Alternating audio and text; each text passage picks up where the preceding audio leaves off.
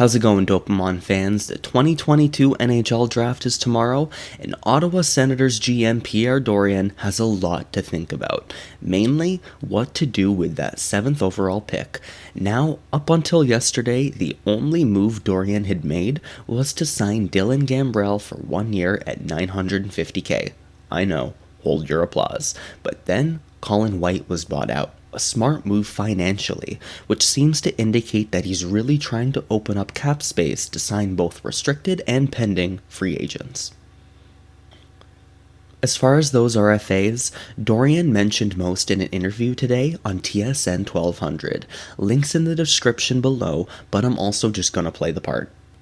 Norris, anything happening with the contract talks? We've had talks progressing. Perfect. Joseph. We've had talks progressing. It has to get quick because if not, we go to ARP. Oh, there you go. Formanton. I just had initial talks. Brandstrom. Progressing.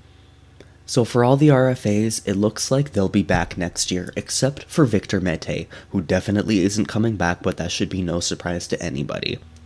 Now on to that 7th overall pick. When asked in that interview on TSN 1200 today, Dorion said, and I'll play the clip.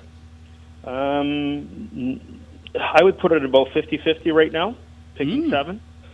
That's a huge statement by a GM, basically telling every team in the league that the pick's available. While I think it's no surprise that Ottawa's been in a position to move that pick for a roster player, Dorion being that confident and openly stating he's willing to trade a top 10 pick speaks volumes. Now, in case Dorion decides to keep the pick, there are many options.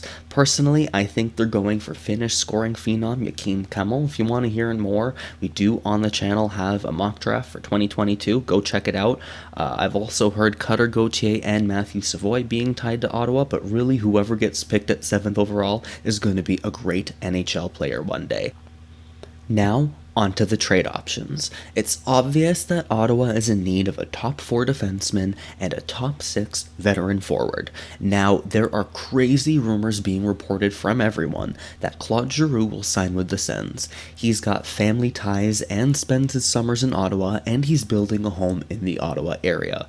I don't know where in Ottawa, don't know where he lives. But this could just mean that he's building a home for retirement. He could very well just sign anywhere else for a year and then settle in Ottawa after. And at his age, even if he does sign, it's not a long-term solution for Ottawa.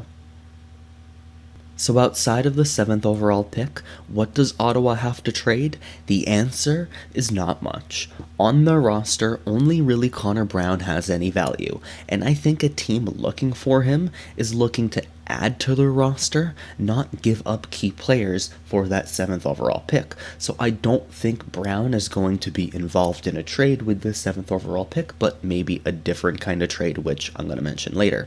The rights to Victor Mete also exist, but knowing he's going to free agency just drops his trade value to basically 0. And as far as prospects, I think most are basically untouchable in Ottawa right now, at least for now.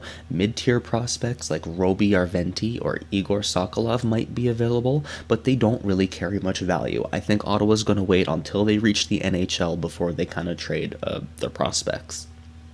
But what Ottawa does have a lot of is negative trade value. Matt Murray's contract has 2 more years at $6.25 million. Nikita Zaitsev's contract has 2 more years at $4.5. A combined $10.75 million in cap space between the 2 contracts that could be better spent on a guy like Claude Giroux. Colin White, he's another contract that was really bad, but it was bought out. Buying out either Murray or Zaitsev would really just hurt Ottawa in the long run. So the option for either is to add a draft pick to a trade to entice a team to take their contract. And I can very well see this being an option for either if they need to clear up that cap space. So the big rumor right now is a trade between Ottawa and Montreal involving that 7th round pick, and in return, Josh Anderson. This is basically all but confirmed as, something that Dorion has been trying to work on the phones by Marco D'Amico from Montreal Hockey Now. For this trade to happen, I think that there would have to be a lot more pieces involved. I'm guessing the idea is that along with the 7th overall pick, Montreal takes either or both Nikita Zaitsev and Matt Murray. Murray, I think, could form a tandem with Jake Allen next year, just given all the questions surrounding Carey Price. Is he going to come back? Is he going to retire? I think he's going to retire, and I think Montreal knows that, so they might need to plan a backup. And then going to Ottawa would be Josh Anderson, Christian Dvorak, and then some random assortment of picks. While both Anderson and Dvorak are on long contracts, if they manage to be productive and fill the forward roles needed in Ottawa, then I think the actual cap hit itself is manageable. Then Dorion wouldn't need to go out and sign a guy like Claude Giroux because he'd have 2 new forwards. But I don't like this trade at all. Even the bare bones of Anderson coming to Ottawa, I don't think he's that great, and I think that Connor Brown, who's apparently on the trade block, could just fill the roster spot that Anderson could. And even if Dvorak plays center, he isn't the top 6 guy that Ottawa needs right now. There's just no way I see this trade benefiting Ottawa by putting themselves in a worse cap position than they already are. So I'm going to move on to some other trade ideas involving that 7th overall pick I've seen that I do like. And the next big rumor is Alex DeBrincat, assuming he signs long term. There are a few ways I can see this one working out, and in every case, it's just DeBrincat going to Ottawa.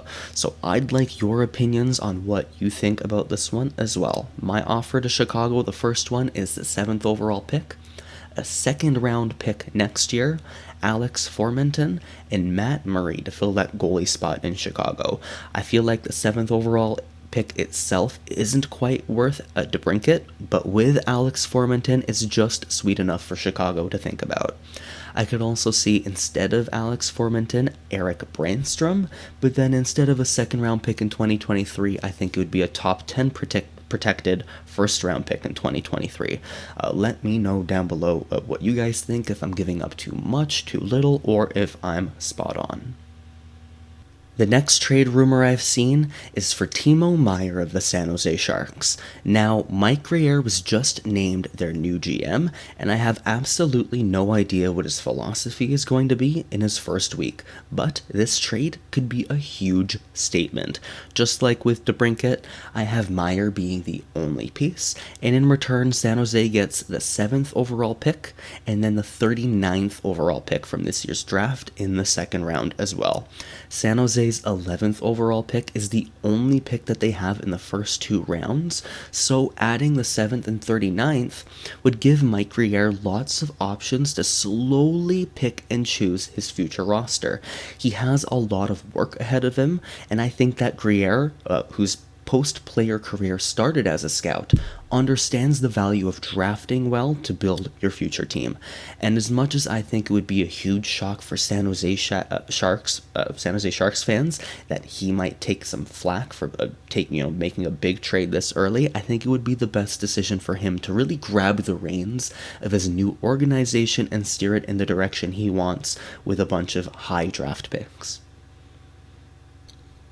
Now I'm going to talk about a trade I think Dorion should make at the draft that doesn't involve the 7th overall pick, Jesse Puljujarvi coming to Ottawa, and I have a few different but very similar offers.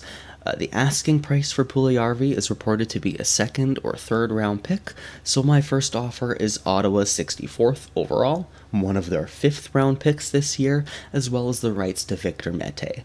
This gets Edmonton some draft picks, as well as a cheap but reliable bottom pair or 6/7 D.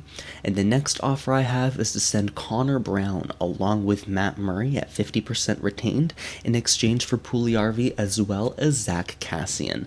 This trade doesn't get the Oilers out of the cap problem that they wanted to by getting rid of Zach Kassian, but I think it would be worth it to get a goalie in, as well as a player in Connor Brown that I think could really fit into their top six really well.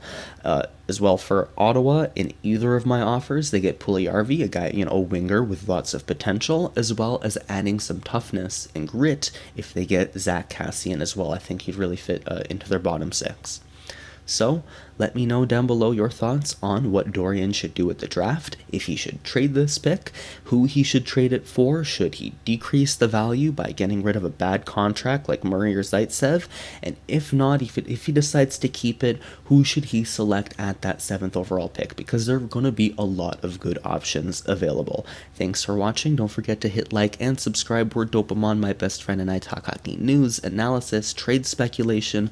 We have mock drafts and scouting reports on the channel for the 2022 draft. Go check those out. We'll be live streaming the draft as well, so stick around for more dope hockey content. Peace.